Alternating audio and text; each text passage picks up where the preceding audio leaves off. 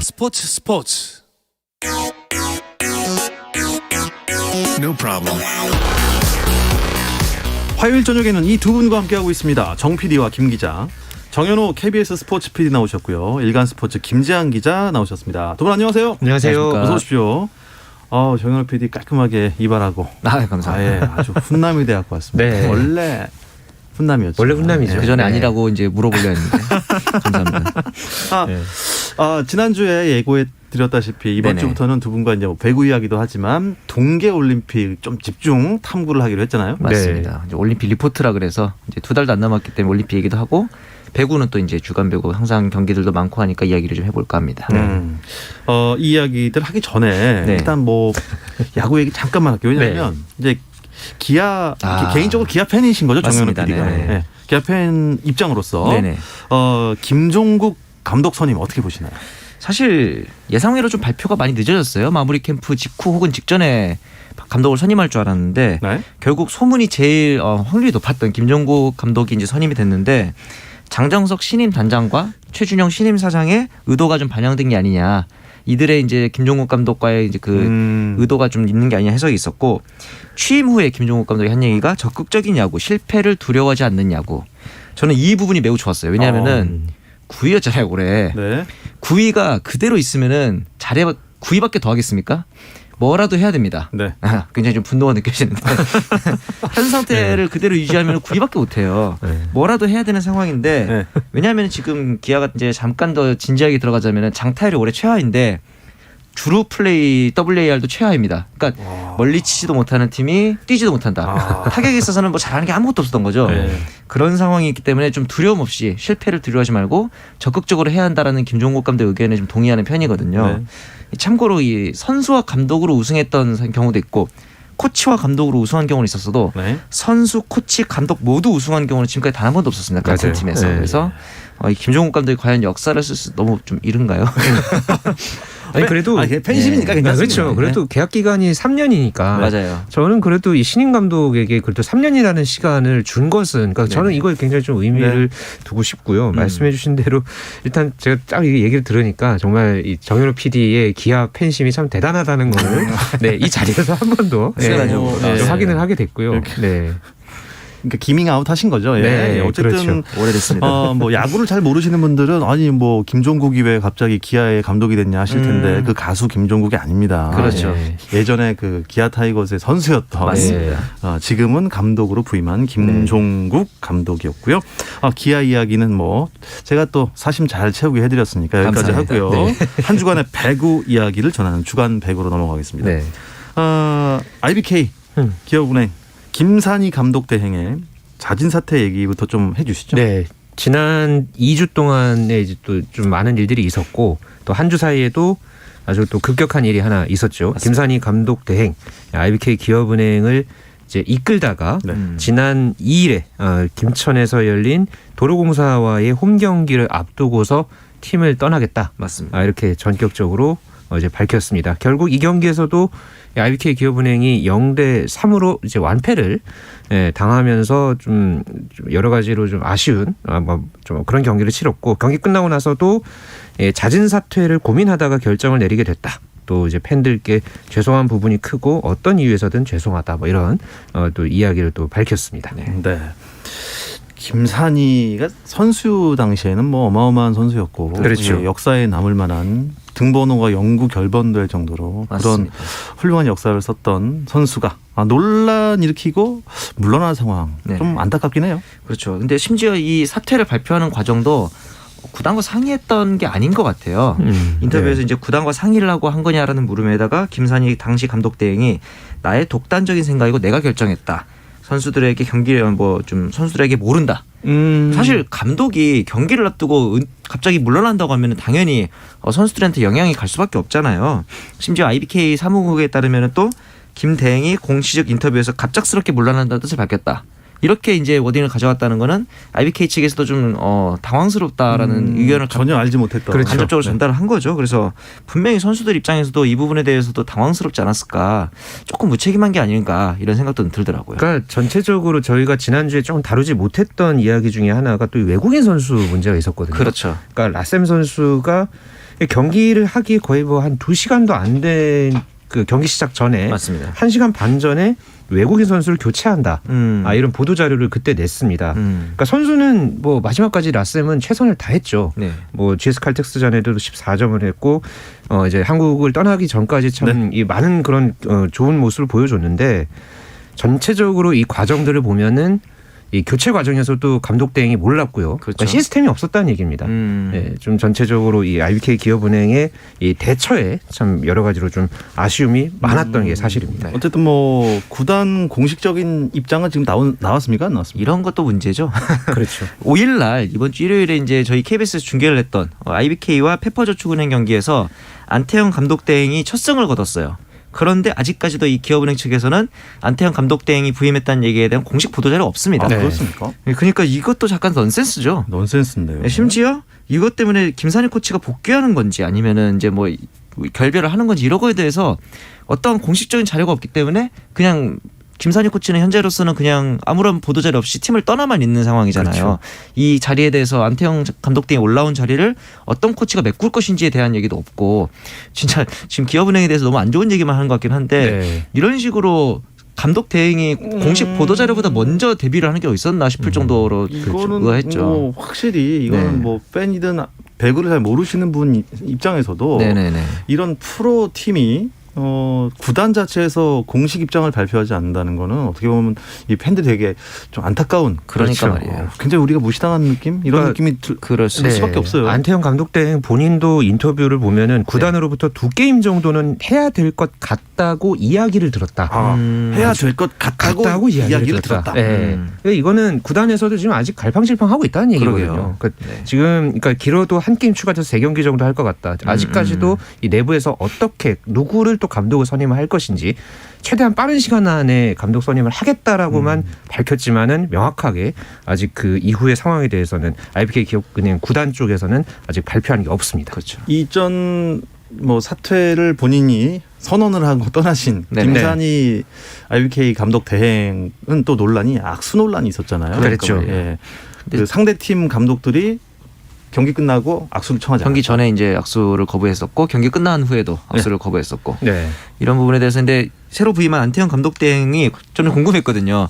과연 경기 전에 어떨지. 악수를 할 것인가 다른 상대 감독들인데 예. 5일날 경기 때는 김영실 감독하고 경기 전에 악수를 했습니다. 네. 아. 그러니까 이 부분에 대해서는 이제 약간은 좀 그래도 다른 같은 감독들이 이제는 좀 사태가 수습되는 게 아닌가 이런 제스처를 보여준 것 같고 예. 어쨌든 IBK 입장에서는 이날 경기도 3대0으로 승리하면서 2연패에서 탈출을 했습니다.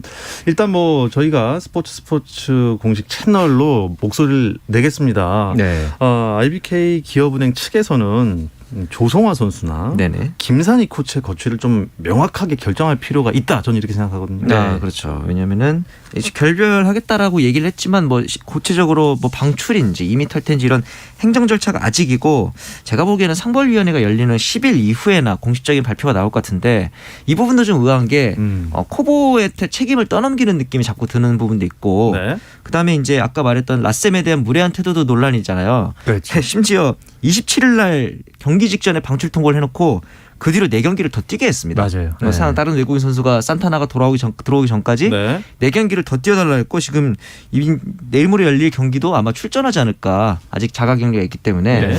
이런 상황에서 라셈 선수에 대한 태도가 굉장히 예의가 아닌 것 같은데 그 부분에 대해서도 동료들 덕분에 의연하게 경기를 할 수 있었다 이런 인터뷰를 하는 라셈을 보면서 솔직히 좀 저희가 더 민망할 정도로 민망합니다. 그러니까 네. 방출 통보를 받은 외국인 선수를 네네. 계속 지금 쓰고 있는 거잖아요. 아직까지도. 그러니까 말이에요. 네. 저 같은 게 열심히 안 할 텐데 말이죠. 예. 누구나 그럴 수 예. 있어요. 그렇죠. 네. 자, 남자부 대한항공 정지석 선수도 지금 논란이 있어요. 이거 무슨 얘기예요? 네, 정지석 선수가 이번 시즌 개막을 앞두고 좀 불미스러운 일이 있었죠. 이 전 여자친구로부터 이 폭행과 이제 불법 촬영 등의 혐의로 피소가 됐고요. 네. 결국은 이제 A 씨와 이제 합의를 마쳤습니다만은 이 검찰이 이제 재물손괴 혐의에 대해서 정지석 선수에게 기소유예 처분을 내리면서 이제 사법 절차는 마무리가 됐습니다. 혐의 없는 거 아니에요? 기소를 유예했으니까. 그 혐의는 인정이 되지만 어쨌든 이제 기소유예라는 법적으로 것은 상대방에서 기소를 유예한 거지 그렇죠. 무혐의가 아닙니다. 그렇죠. 네. 네. 그래서 또 거기에 대해서 이제 대한항공도 출장 정지라는 이제 자체 징계를 하고서 정지석 선수가 이걸 소화를 했죠. 네. 그리고 지난 4일 우리카드전을 통해서 뒤늦게 이제 시즌 첫 번째 경기를 치렀는데 아무래도 이 사법적인 이 판단 이제 절차가 마무리된 지 얼마 안 됐잖아요. 네. 그런데 이제 곧장 이 징계가 끝나고서 이렇게 정지석 선수를 이제 투입을 하니까 현재 이제 배구 팬들의 반응이 굉장히 싸늘한 그렇습니다. 분위기고요. 이 배구 팬들이 이제 또 트럭 시위 최근에 이제 RBK 기업은행을 통해서도 네. 많이 좀 이 트럭 시위가 또 좀 주목을 받았는데 경기가 열렸던 이 체육관 이제 근처에 또 이제 트럭 시위를 하는 모습도 눈길을 끌었습니다.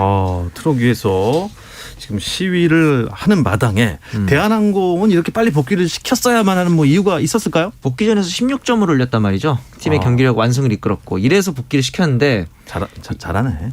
근데 이게 문제예요. 네, 그렇죠. 배구로 배구로 속죄하겠다고 사람들이 그 선수들이 흔히 말하잖아요. 근데 네. 배구적으로 잘못을 했다. 그러면 배구로 속죄하는 게 맞은데 네. 사회적인 문제를 일으켰기 때문에 저는 정지석 선수도 그렇고 조성화나 뭐 김산희 코치도 그렇고 일단은 팬들한테 공식적인 사과를 좀 하는 게 하고 먼저지 약간 않을까. 자숙하는 모습 보이고. 그렇죠, 네. 그렇죠. 이게 먼저다. 네, 배구로 속죄하기보다는 팬들한테 사과하는 게 먼저가 아닌가 네. 그런 생각이 자꾸 들더라고요. 배구계 지금 뭐 뜻하지 않게 이런 위기가 계속 이어지고 있습니다. 네네. 작년 우리 이다영, 이재영 자매 문제부터 맞습니다. 시작을 해갖고 네. 하기야 뭐 그 전에도 크고 작은 사건 사고 많았지만 네. 지금 올해 좀 어떻게 하면 이 올림픽에 이어서 배구를 계속 좀 부흥시키려고 하고 그러니까요. 있는데 창문을 네. 끼얹는 지금 사고가 일어나는데 이거 어떻게 풀면 좋을까요? 그러니까 저희가 계속 이제 말씀을 드리지만은 진정성 있는 사과가 먼저입니다. 맞습니다. 네.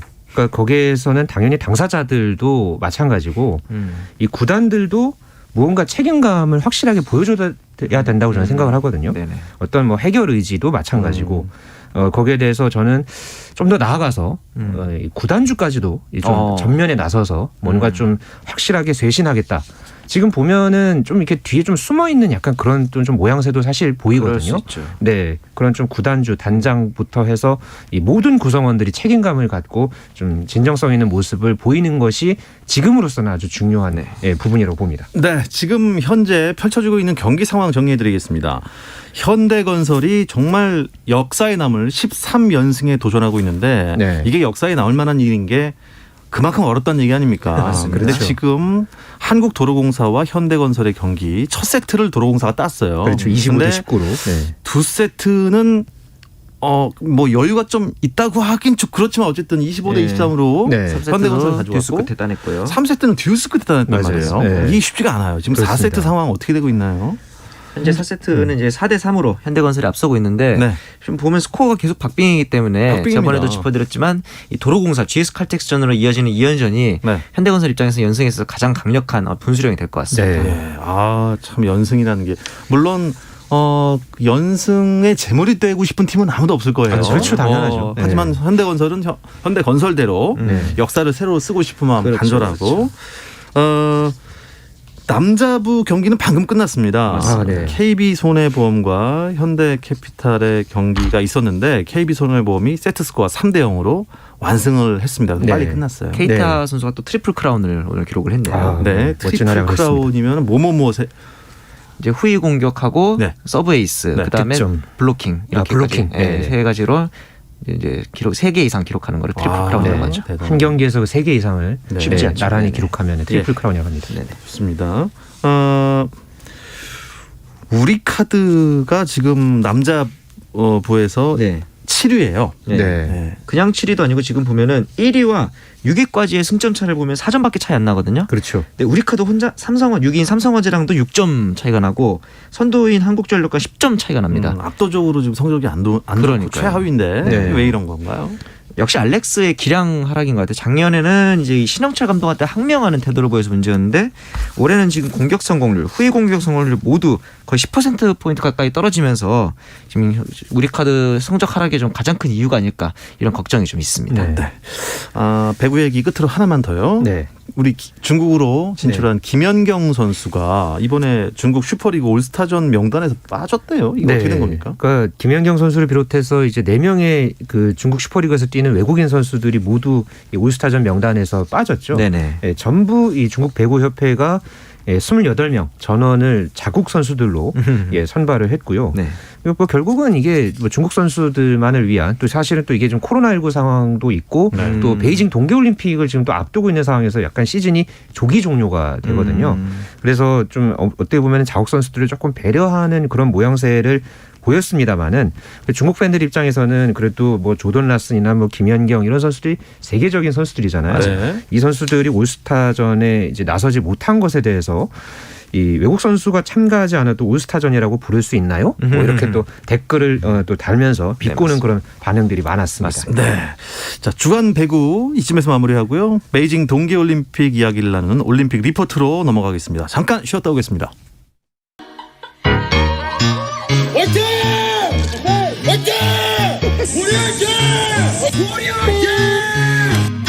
짜릿함이 살아있는 시간 스포츠 박태원 아나운서와 함께합니다. 어떠한 스포츠 이야기도 나눌 수 있는 시간 정 PD와 김 기자 두고 계십니다. 정현호 KBS 스포츠 PD, 일간 스포츠 김지한 기자와 함께하고 있는데요.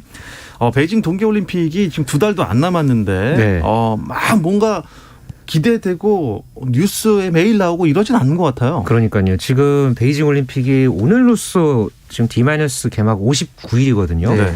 그러니까 내년 2월 4일부터 20일까지 네. 총 109개 금메달을 놓고 이제 열전에 돌입을 하는데 보통은 이쯤 되면은 그래도 뭐 몇 개국의 어떤 선수들이 뭐 그렇죠. 참가를 한다 이런 게 좀 나오거든요.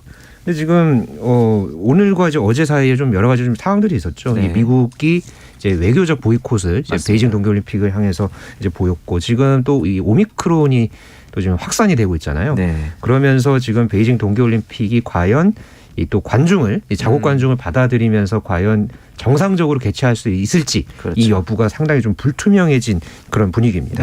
그런데 중국은 굉장히 좀 여유롭다 이런 느낌을 받았어요. 네. 준비는 뭐 착착 진행되고 있나 봐요. 뭐 성화도 이제 도착을 했고 메달 디자인이 공개가 됐는데 베이징 당시 그러니까 2008년 베이징 올림픽에 쓰였던 디자인이 좀 가미가 됐어요. 네. 이게 왜 그러냐면은 역사상 처음으로 하계와 동계 올림픽이 모두 개최하는 도시가 베이징이 처음이랍니다. 그렇죠. 그러니까 제주에서도 내년에 베이징 올림픽 열려 그러면 그거 2008년에 했잖아 이렇게 거기서 또 해. 뭐. 그렇죠. 물어보는 사람들도 많더라고요. 네. 경기장에 대한 정보도 좀 나온 게 있습니까? 보통 그러니까 새로 짓는 경기장들이 좀 많거든요. 뭐 최근에도 이제 우리나라 이제 평창 동계올림픽도 그렇죠. 좀 새로 지은 그런 경기장들이 꽤 많았는데 이번 이 베이징 동계올림픽 같은 경우에는 또 이 하계올림픽 2008년에 열렸던 이 하계올림픽 경기장을 좀 리모델링해서 맞습니다. 사용하는 그런 좀 사례들이 좀 많습니다. 이 그때 이제 올림픽 때 그러니까 2008년 올림픽 때 체조와 핸드볼 경기장이었던 이 베이징 국가체육관 그리고 농구 경기가 열렸던 우커송 e스포츠 센터가 통째로 그 코트를 올려가지고 아이스하키장으로 사용을 한다고 하고요. 네. 또 이 배구 경기장이었던 이 베이징 수도체육관이 피겨와 쇼트트랙 경기장 아하. 그리고 수영 종목 경기장이었던 베이징 국가수영장은 컬링장으로 변신을 한다고 합니다. 수영장물을 올려서 컬링을. 그러니까 말이죠. 야, 재밌겠습니다. 네. 올림픽 때마다 새로 신설되는 종목들이 맞습니다. 있어서 거기 주목하게 되는데 혹시 이번에는 어떤 종목이 새로 생기나요? 주로 혼성 종목들이 많아요. 쇼트트랙 혼성 계주를 포함해서 봅슬레이, 모노봅, 프리스타일 스키 남녀 비계어, 스키 점프도 역시 혼성 단체전, 스키 네. 에어리얼도 단체전, 스노보드 크로스도 역시 혼성 단체전. 대부분 혼성 그리고 여성 종목들이 늘어나는 점이 최근 올림픽의 트렌드입니다. 그러니까 원래 있던 경기를 남녀가 남자부 같이 여자부 따로 하거나. 하다가 네네네. 지금은 이제 혼성 뭐 그런 그렇죠. 종목을 네. 하나씩 넣어서 네. 쇼트트랙 맞아요. 제가 이번 동계 월드컵 네네. 보니까 쇼트트랙 남녀 혼성 계주가 있었다고 해서 맞습니다. 좀 네. 생소했습니다. 네, 그러니까 이제 남녀가 이제 2명씩 이제 짝지어가지고 이제 혼성 계주 종목이 월드컵을 네, 통해서 맞습니다. 꾸준하게 이제 선보였고요. 사실 좀 월드컵에서의 성적이 이제 우리나라 이제 혼성 계주가 좀 그렇게 좋지는 않았습니다. 하지만은 그래도 우리나라 이제 특유의 그런 또 팀워크를 또 잘 발휘한다면은 충분히 또 좋은 결과를 기대하는 그런 종목으로 꼽히고 있습니다. 쇼트트랙 얘기가 나와서 생각이 났는데 또 이 논란의 중심에 있었던 심석희 선수 네. 지금 상황이 어떻습니까? 이 대한빈상경기연맹 조사위원회에서 이제 조사를 다 마쳤고 아마 내일 2차 회의를 개최한다라고 발표를 했어요. 그래서 이르면은 이 내일 회의 직후에 좀 조사 결과를 또 논의해서 발표를 할 수도 있을 것으로 보입니다. 네. 어떻습니까? 그 기자들 사이에서 어때요? 심석희 선수 대회 출전이 좀 쉽지 않다. 않다. 그런 좀 반응이 쉽지 많습니다. 않다. 왜냐하면 이게 좀 여론의 문제도 있고요. 기본적으로 지금 이 같이 뛰어야 할 선수 중에서 그렇죠. 최민정 선수가 있잖아요. 네네. 이게 좀 당사자가 있고 이 팀워크 문제가 이미 조금 크게 지금 돌이킬 수 없는 상황까지 갔기 때문에 네. 좀 이 심석희 선수가 물론 이 당연히 이제 당시에 이제 상황들을 잘 들여다봐야겠지만은 현재로서는 조금 좀 쉽지 않은 상황인 건 사실입니다. 네.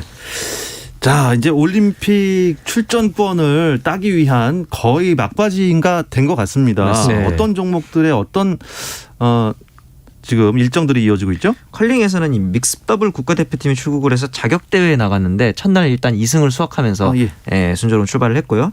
우리나라는 이제 피겨에서 유영과 차준환 선수가 아무래도 두 남녀의 간판이라 볼 수 있는데 베이징 올림픽 1차 선발전에서 나란히 우승을 차지했습니다. 잘했네요. 컬링은 지금 자격대회 중이라는 거는 아직 네. 출전권을 못 딴 겁니까? 네, 그렇습니다. 지금 18일까지 이제 네덜란드에서 이 올림픽 자격 대회에 현재 팀킴이 이제 나가 있고요. 여기서 이 3위 안에 이제 성적을 내야지 내년 이제 올림픽에 나갈 수 있는 출전권을 받게 됩니다. 그러니까 이번 이 베이징 동계올림픽 같은 경우에는 이제 뭐 남자, 여자 그리고 믹스 더블 이렇게 컬링에서는 3개의 종목으로 나뉘어서 출전을 하는데요. 그렇죠. 현재 이제 중국이 이제 개최국 자격으로 10개 티켓 중에 먼저 한 장을 가져갔고 그 외에 이제 세계 선수권을 이제 그동안 이제 치르면서 이제 거뒀던 그런 성적을 기반으로 해서 이미 6개 나라가 지금 출전권을 획득을 한 상태입니다. 그러니까 나머지 3개 나라의 이 출전권이 이번 이 자격 대회를 통해서 가려지는 거죠. 지난 평창 동계올림픽에서 컬링을 어마어마한 인기 종목으로 만들었던 그 이름 한마디 영미. 그 영미의 그 팀 킴. 네네. 또 이번에 뭐 무난하게 진출하겠죠? 지금 세계 랭킹을 보면 3위인데 3위권 이내에 들어야 하기 때문에 산술적으로는 크게 실수를 하지 않는 한 가능하지 않을까라는 생각을 하고 있는데 참고로 이제 지난 선수권에서 우리가 이제 평창에서 무릎을 꿇었던 스웨덴의 팀 하셀보리를 꺾었거든요. 지난 선수권에서. 이 부분에 있어서 지금 팀킴의 경기력도 나쁘지 않다라는 생각이 들고 참고로 아까 말씀드렸던 올림픽 자격대회에서는 오는 11일 날 첫 경기를 시작으로 8개 국가대회가 예선전을 총 치르게 됩니다. 8개 국가. 그러면 대충 성적이 어느 정도 돼야 아주 뭐 무난하게 자격을 얻을 수 있을까요? 기본적으로는 그동안 5승에서 6승 이상 정도는 5승에서 해야 6승. 어느 정도는 좀 무난하게 갈 수 있지 않을까 현재로서는. 네, 그렇습니다. 어떻습니까? 그 전문가가 보기에 우리가 평창에서 잘했던 종목들이 베이징에서도 어떻게 빛을 발하겠죠? 네, 뭐 제가 전문가는 아닙니다만 전문가 아닙니까? 모든 스포츠 다 잘하시는 분 아닙니까? 뭐 이제 빙상 쪽은 전통적으로 우리나라가 강세에 있었으니까 빙상에다가 또 평창의 특징은 설상에서도 깜짝 메달들이 많이 나왔죠. 스노보드 그렇죠. 이상호라든가 스켈레톤에서도 나왔고요. 그런데 저는 개인적으로는 그 세대를 또 잇는 정승기 선수 그리고 스피드스케이팅 김민선 선수 이런 선수들이 좀 이제 이상호와 김연아의 세대를 이어서 또 하나의 황금 세대가 되면 어떨까라는 기대가 좀 됩니다. 네. 세대 교체가 제일 중요한 것 같아요. 그렇죠. 네. 대한민국 선수단 이번에 어느 정도 성적 예상하고 있을까요? 그러니까 평창 동계올림픽 때가 금메달 5개, 은메달 8개, 동메달 4개였거든요. 네네. 뭐 적어도 금메달 5개 정도를 현재 바라보고는 있습니다. 그리고 이 미국의 이제 그러니까 올림픽 이런 메달을 이제 예측하는 그 사이트에서는 우리나라가 금메달 5개, 은메달 4개, 동메달 2개를 딸 것으로 예상을 하고 있습니다. 그러면 세계 몇 위 정도 되는 거죠? 대략 이 정도면은 그러니까 이 종합 순위로 따지면 이게 한 10위 정도. 네, 지금 예상이 되는데 가장 지금 어쨌든 관건인 건 쇼트트랙인 것 같아요. 그렇죠. 네, 또 워낙에 또 이 중국이 또 이 라이벌이고 중국이 또 워낙 또 텃세를 부릴 가능성도 상당히 있거든요. 중국 관중만 받는다는 거에서 일단 네, 그런 부분을 좀 잘 넘겼으면 하는 그런 바람입니다. 종합 순위가 사실 뭐가 중요하겠습니까? 그렇죠. 예, 도쿄올림픽을 통해서 많이 달라졌잖아요. 최선을 다하는 모습을 어떻게 보면 저희 시청자들도 원하고 있을 것 같습니다. 네. 이 이야기를 끝으로 이번 주 정 PD와 김 기자는 마치겠습니다. 정현호 KBS 스포츠 PD, 일간스포츠 김재환 기자 두 분 고맙습니다. 감사합니다. 내일도 저녁 8시 30분에 돌아옵니다. 박태원의